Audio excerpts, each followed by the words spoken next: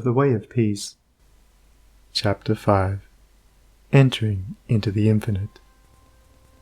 From the beginning of time, man, in spite of his bodily appetites and desires, in the midst of all his clinging to earthly and impermanent things, has ever been intuitively conscious of the limited, transient, and illusionary nature of his material existence, and in his sane and silent moments has tried to reach out into a comprehension of the infinite, and has turned with tearful aspiration toward the restful reality of the eternal heart. While vainly imagining that the pleasures of earth are real and satisfying, pain and sorrow continually remind him of their unreal and unsatisfying nature. Ever striving to believe that complete satisfaction is to be found in material things, he is conscious of an inward and persistent revolt against this belief, which revolt is at once a refutation of his essential mortality, and an inherent and imperishable proof that only in the immortal, the eternal, the infinite, can he find abiding satisfaction and unbroken peace. And here is the common ground of faith, here is the root and spring of all religion, here the soul of brotherhood and the heart of love, that man is essentially and spiritually divine and eternal, and that, immersed in mortality and troubled with unrest, he is ever striving to enter into a consciousness of his real nature. The spirit of man is inseparable from the infinite, and can be satisfied with nothing short of the infinite, and the burden of pain will continue to weigh upon a man's heart, and the shadows of sorrow to darken his pathway until, ceasing from his wanderings in the dream world of matter, he comes back to his home in the reality of the eternal.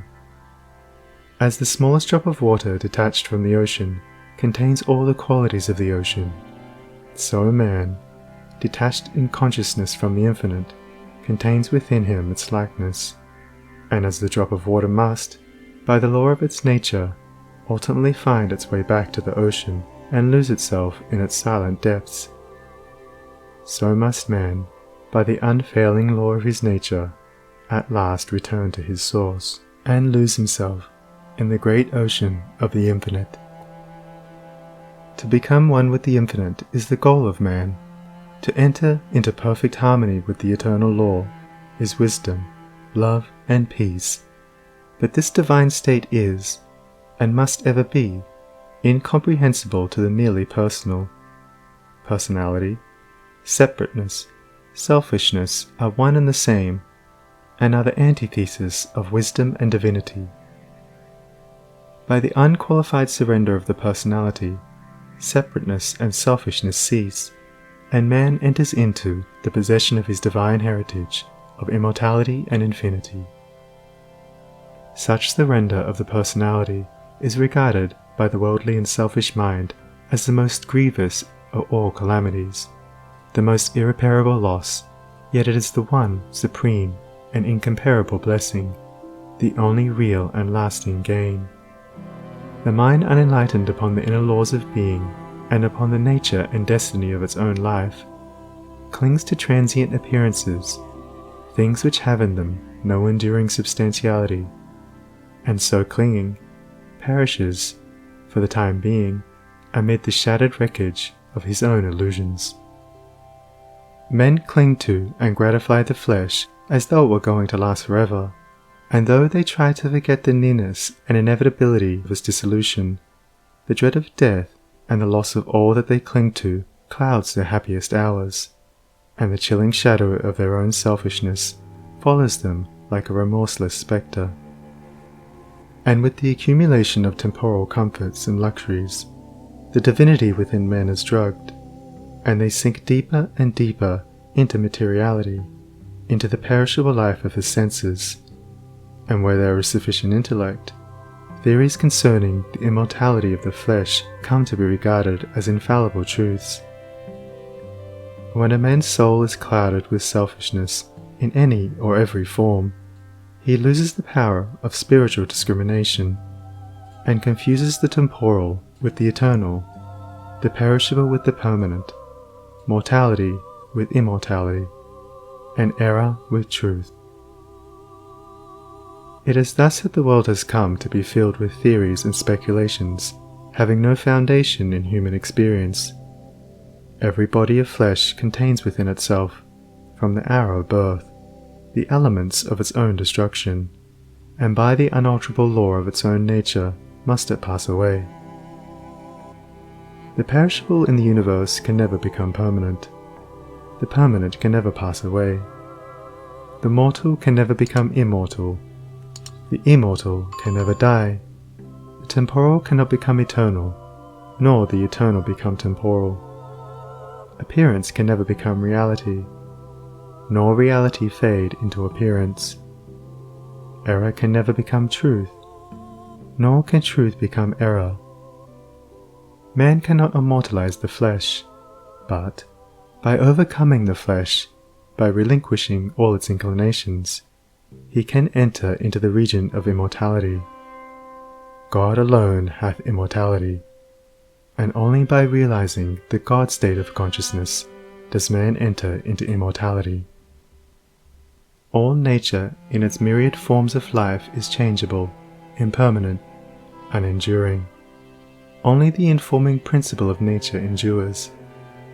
Nature is many, and is marked by separation.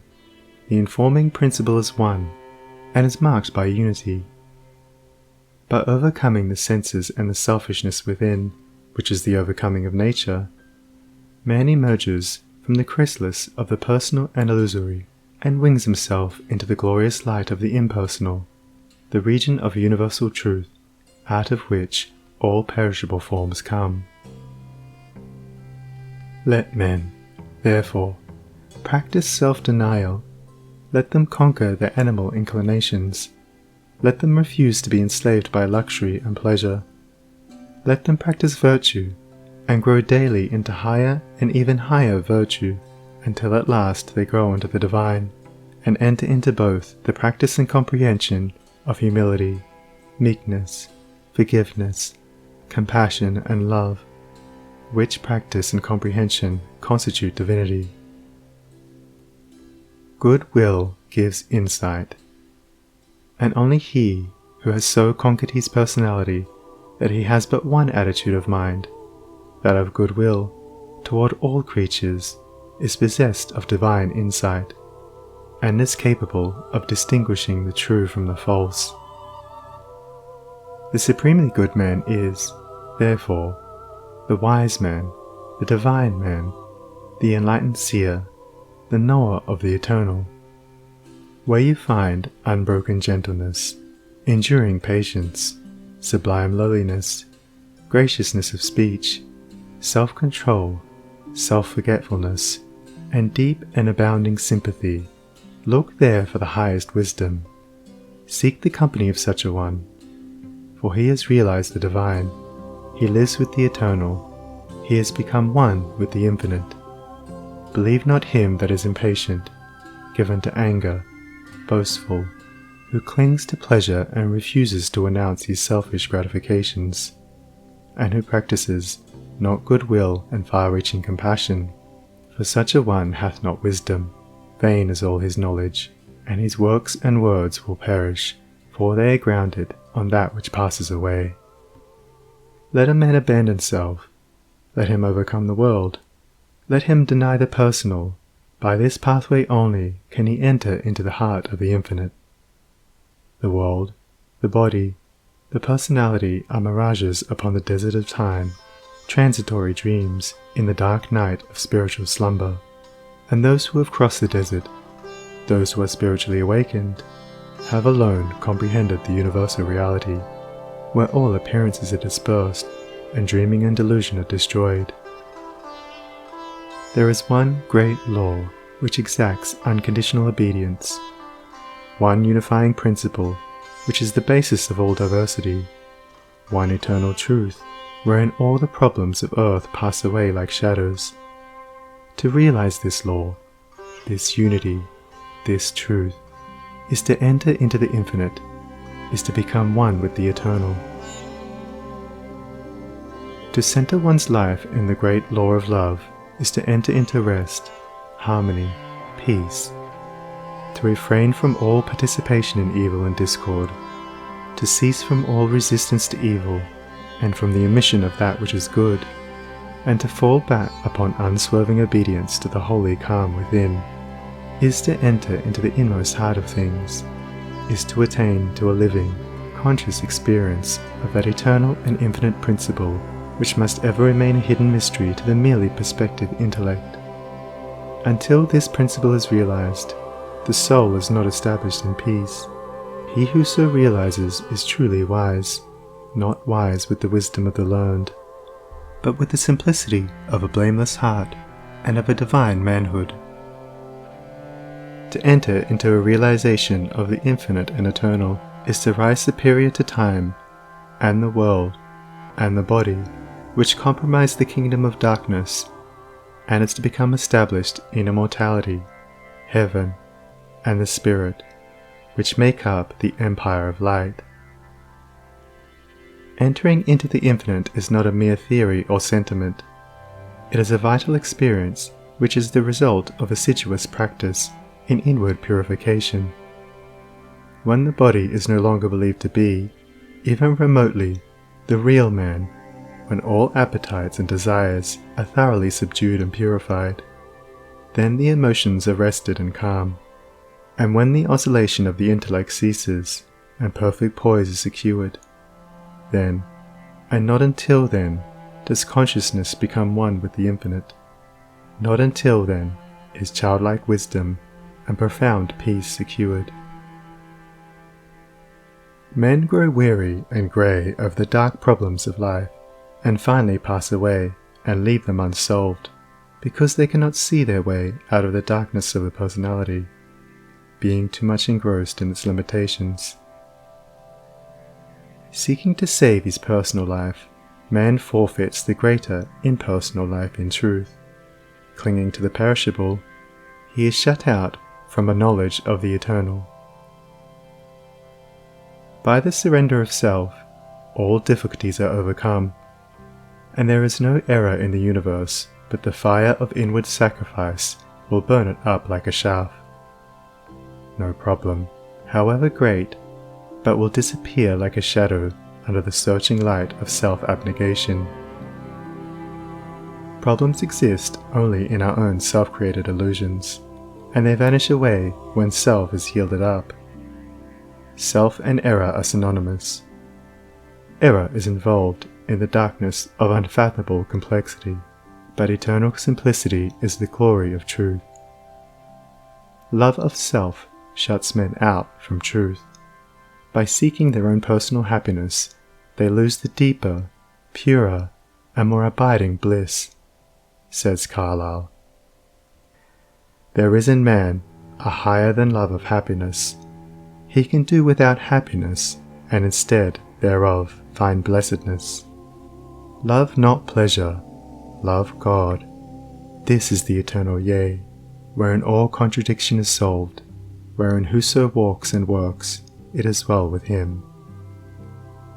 He who has yielded up that self, that personality that men most love, and to which they cling with such fierce tenacity, has left behind him all perplexity, and has entered into a simplicity so profoundly simple as to be looked upon by the world, involved as it is in a network of error, as foolishness. Yet such a one has realized the highest wisdom, and is at rest in the infinite.